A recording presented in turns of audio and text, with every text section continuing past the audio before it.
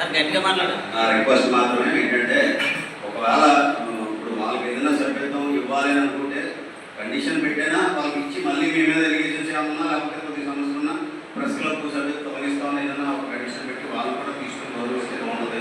ఎందుకంటే మ్యాక్సిమం అందరికి ఇచ్చారు, కొంతమంది కనుక మీరు ఎలాగో మీరు చెప్పిన స్లోగన్ సభ్యత్వం మీద దృష్టి పెడతాను అది కూడా దయచేసి చేయండి. ఇంకొకటి ఏంటంటే ఈ ప్రెస్ మీటింగ్కి సంబంధించి బయట ఇది ఎవరిని నేను ఏదో విమర్శించాలన్న ఉద్దేశం కాదు. మీ దృష్టిలో కూడా ఒకసారి బయట నాకు కొంతమంది కాల్ చేసి మాట్లాడుతున్నారు కాబట్టి అవన్నీ దృష్టిలో పెట్టుకుని మీకు చెప్తున్నాను. అంటే ఒక గ్రూపులుగా ఒక దళారులాగా వ్యవహరించి ప్రెస్ రిపోర్ట్లని చాలా ఆత్మస్థాయికి తీసుకెళ్ళి ప్రతి చదువుతున్నాం.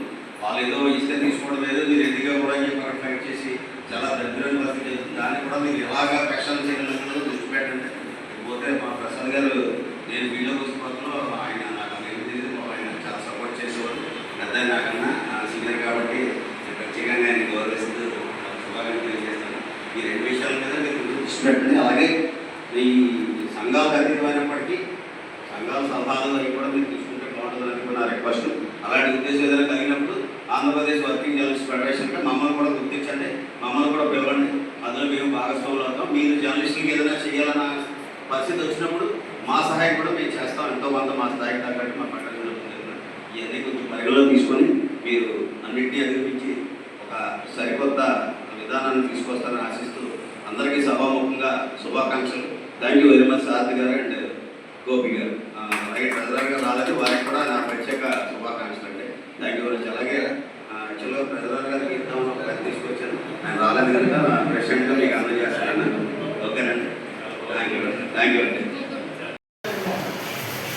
నూతనంగా ఎన్నికైనటువంటి ప్రెస్ క్లబ్ సభ్యులు వాళ్ళందరికీ కూడా సారథి గారు, మొత్తం గోపి గారు, మిగతా సభ్యులందరికీ హృదయపూర్వకమైనటువంటి శుభాకాంక్షలు తెలియజేస్తున్నాం. ఈపీడబ్ల్యూజే తరఫున ఈరోజు నిజంగా వాళ్ళు మొదటి నుంచి ఒక నినాదంతో ముందుకు వచ్చారు.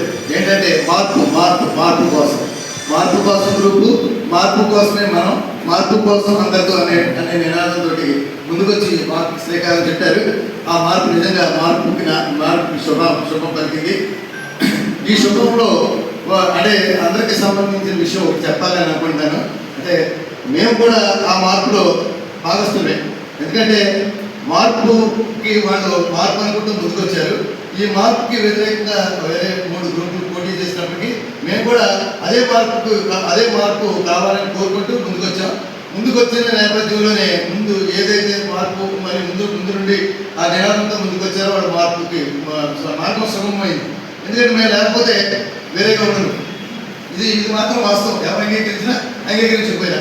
ఎందుకంటే మా ఓట్లన్నీ చేరడంతో కొత్త కార్యవర్గం ఏర్పడింది. మేము లేకపోతే ఒకవైపే మొగ్గు చూపునేమో తెలియదు. అయితే మేము అనుకునేది మాత్రం ఏదైతే మార్పు అని అనుకున్నామో ఆ మార్పుకి మేము పోటీలో ఉండడం వల్ల ఈ కొత్త ఏ మార్పు అనుకున్న దానికి సంబంధించి భగవంతుడు ఆ యొక్క మార్గాన్ని సఫలీకృతం చేసి కొత్త మార్పుని తీసుకొచ్చాడు.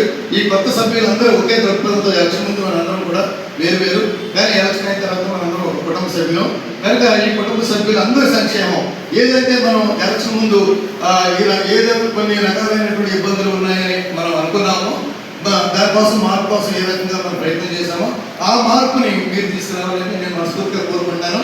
ప్రతి విషయంలో సభ్యుల సంక్షేమే ప్రెస్ క్లబ్ అనేది ఏర్పడిన ప్రెస్ క్లబ్ సభ్యుల సంక్షేమం కోసమే ఈ క్లబ్ ఏర్పడింది. కనుక ప్రతి సభ్యుడి యొక్క సంక్షేమం, ప్రతి సభ్యుడి యొక్క కష్టం, ప్రతి సభ్యుడి యొక్క నష్టం అన్నింటిలో మీరు ఉండాలి. అందరి కుటుంబాలు 270 మంది కుటుంబ సభ్యులు కూడా మీరు ఉండాలి. అదేవిధంగా పాత సభ్యులు ఎవరైతే ఉన్నారో వాళ్ళందరికీ కూడా సభ్యత్వం కల్పించేదానికి, అందరికీ న్యాయం చేసేదానికి మీరు కృషి చేయాలి. కృషి చేసి మీరు అది సఫలీకృతం చేయాలని నేను మనస్ఫూర్తిగా కోరుకుంటాను. ఎవరికి నష్టం కలగకూడదు, ఎవరు బాధపడకూడదు, అందరూ సంతోషంగా ఉండాలి, అందరూ హ్యాపీగా ఉండాలి. వాళ్ళ కుటుంబ కష్ట నష్టాల్లో మీరు కూడా భాగస్వాములు అవ్వాలని కోరుకుంటూ మనస్ఫూర్తిగా నేను సెలవు తీసుకుంటాను. Thank you.